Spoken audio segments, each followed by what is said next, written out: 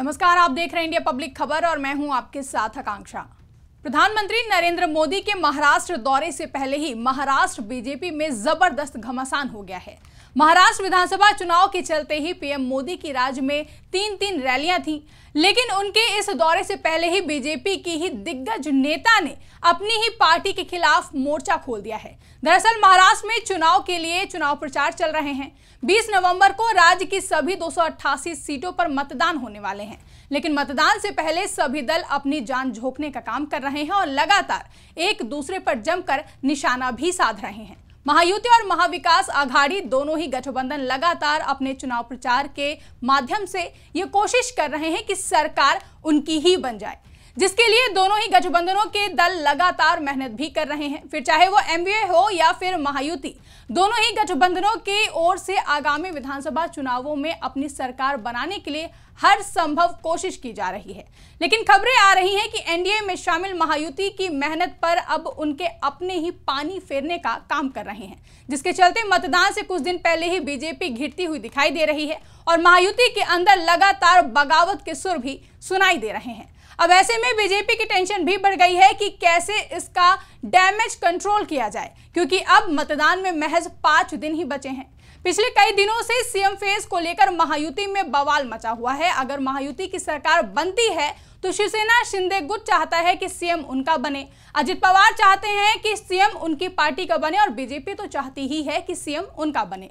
इन तमाम मुद्दों को लेकर महायुति में पहले से ही घमासान मचा हुआ था कि इसी बीच अब उत्तर प्रदेश के मुख्यमंत्री योगी आदित्यनाथ के बटेंगे तो कटेंगे वाले बयान पर माहौल काफी ज्यादा गर्मा गया है और अब इस मामले में बीजेपी एमएलसी पंकजा मुंडे की भी एंट्री हो गई है और पंकजा मुंडे के बयान से राज्य की राजनीति में तहलका मच गया है। दरअसल महाराष्ट्र विधानसभा चुनाव के बीच सीएम योगी द्वारा दिया गया नारा बटेंगे तो कटेंगे जोर शोर से गूंज रहा है। साथ ही इस नारे पर महाराष्ट्र में सियासत भी तेज हो गई है। इस नारे पर महायुति के नेताओं के बीच ही टकरार देखने को मिल रही है।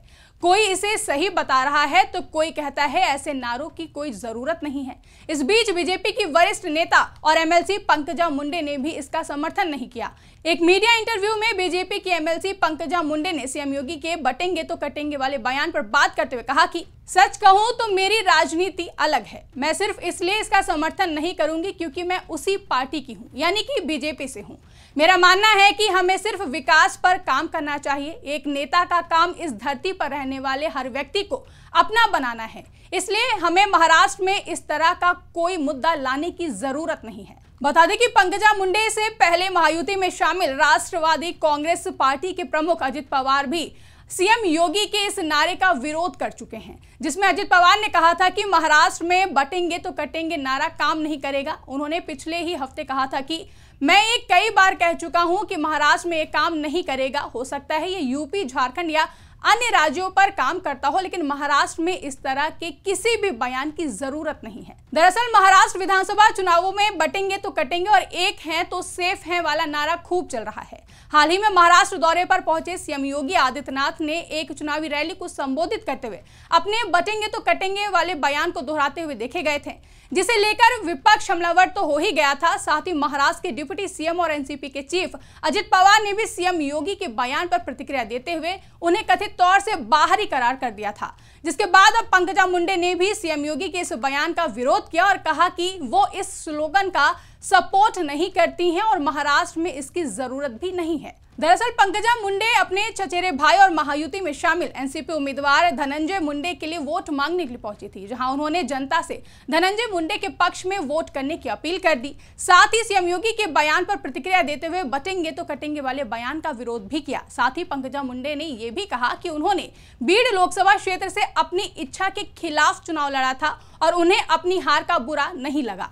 यानी कि पंकजा मुंडे अपने इस बयान से साफ कर रही हैं कि वो भीड़ लोकसभा क्षेत्र से चुनाव नहीं लड़ना चाहती थी और इसीलिए अपनी हार का उन्हें बुरा नहीं लगा, यानी कि उन्हें कोई अफसोस नहीं है कि वो इस सीट को नहीं बचा पाई। पंकजा मुंडे ने एनसीपी के उम्मीदवार धनंजय मुंडे के लिए जो अपील की, उससे अब उनके समर्थक भी कंफ्यूज दिखाई दे रहे हैं कि वो धनंजय मुंडे को वोट दें या फिर उनका विरोध करें, क्योंकि धनंजय मुंडे के लिए वोट की अपील करते वक्त पंकजा मुंडे ने कहा कि धनंजय मुंडे के लिए वोट मांगते समय मुझे ऐसा लग रहा है जैसे मुझे विदाई पार्टी मिल रही है और मैं किसी जिम्मेदारी से मुक्त हो रही हूं। मैंने अपनी इच्छा के खिलाफ लोकसभा चुनाव लड़ा। मैं अपनी हार पर नहीं रोई, बल्कि तब रोई जब मेरी हार के बाद किसी ने आत्महत्या कर ली। आपको बता दें कि जब पंकजा मुंडे 2024 के लोकसभा चुनावों में बीड में कांग्रेस उम्मीदवार बजरंग सोनावने से करीब 6500 वोटों के अंतर से हार गई थी, तो एक व्यक्ति ने अपनी जान ले ली थी, जिसका वीडियो भी सामने आया था, जिसमें पंकजा मुंडे जब उनके परिवार से मिलने पहुंची थी तो वो काफी भावुक भी नजर आई थी। कथित तौर से पंकजा मुंडे लोकसभा चुनाव से ही बीजेपी से नाराज थी। ऐसे में जैसे ही उन्हें मौका मिला, उन्होंने अपनी नाराजगी जाहिर करने में देरी नहीं की और खुलकर अपनी बात रख दी। लेकिन सबसे ज्यादा बात पंकजा मुंडे की प्रतिक्रिया की हो रही है, जिसमें उन्होंने कहा है कि वो सीएम योगी के बटेंगे तो कटेंगे वाले बयान का समर्थन नहीं करती हैं।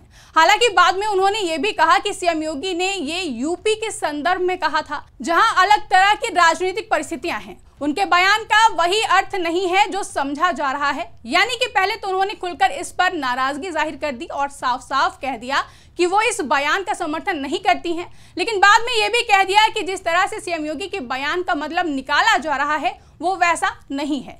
यानी कि कहीं ना कहीं पंकजा मुंडे ने सफाई देते हुए खुद को सेव भी कर लिया है। साफ है कि महाराष्ट्र में यूपी के मुख्यमंत्री योगी आदित्यनाथ के बटेंगे तो कटेंगे नारे का शोर है, जिसके चलते बीजेपी के कई नेता इसे दोहराते हुए भी देखे गए। खुद पीएम मोदी ने कहा कि एक हैं तो सेफ हैं। विपक्ष तो लगातार इस सभी नारों का विरोध कर ही रहा है, लेकिन अब इस नारे को लेकर महायुति में भी मतभेद खुलकर सामने आने लगे हैं।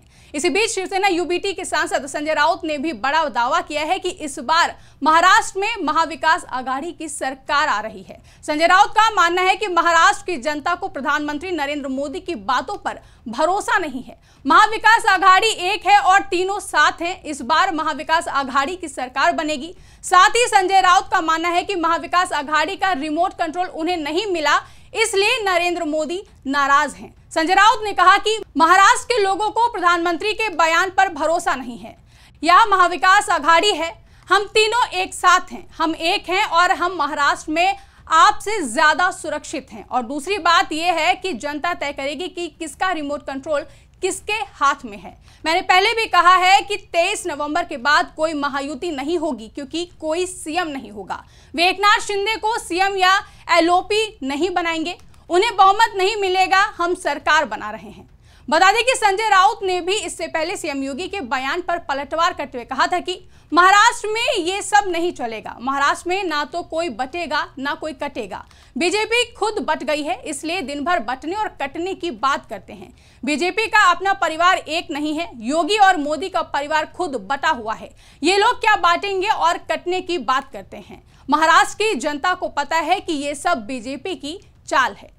यानी कि विपक्ष और खुद महायुति के सहयोगी दल एनसीपी के चीफ अजीत पवार और बीजेपी के नेता पंकजा मुंडे जिस तरह से सीएम योगी के बयान पर असहमति दिखाते हुए बयान दे रहे हैं, इससे कथित तौर पर माना जा रहा है कि जिस हिंदुत्व की राजनीति को धार देने की कोशिश बीजेपी महाराष्ट्र के विधानसभा चुनावों में करने की लगातार कोशिश कर रही है, उस पर बीजेपी के अपने ही पानी फेरने का काम कर रहे हैं। अब ऐसे में देखना दिलचस्प होगा कि आगामी 20 नवंबर को होने वाले मतदान के बाद 23 नवंबर को सामने आने वाले चुनावी परिणामों में सीएम योगी के बटेंगे तो कटेंगे वाले नारे का कितना असर देखने को मिलेगा। फिलहाल के लिए इस रिपोर्ट में बस इतना ही। इस रिपोर्ट को लेकर आपकी क्या राय है, कमेंट करके हमें जरूर बताएं। साथ ही अगर अभी तक हमारे YouTube चैनल को सब्सक्राइब नहीं किया है तो चैनल को सब्सक्राइब करना ना भूलें।